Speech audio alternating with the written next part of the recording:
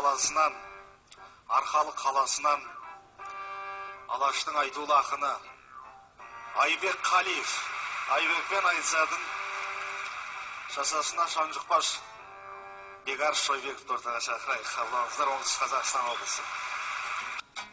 Бекарыс бетті бермен бұрақ әні, отырмын сенен бір сөз сұрағалы.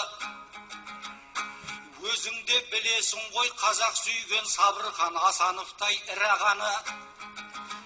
Қазақтың әдебиетін өркендеткен ардында қалған құнды мұралары. Мақтарал бір мектептің адын беріп өзінше құрметтепті бұлағаны. Алайда сол мектептің жайын көрсең құлдырап күннен күнге тұралады. Әкімшілік жөндеуге қаржы бермей әрең тұр, бүгін ертең құлағалы. Бекарыс, құлағыңа алтын сырға бұл сөзді айтқаным жоқ сынағалы. Бәрінен де жаныма қатты батты ұстаздардың кемсеңдеп жылағаны. Әгигәдім,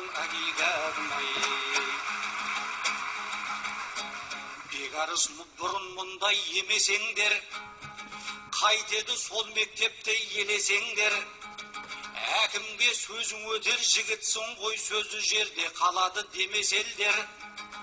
Жаңадан мектеп соғып бермесеңде, қаржы бөліп бақытқа бөлесеңдер. Бұл шаруаны тездетіп қолға алыңдар, тарылып қалмас үшін көнешеңдер.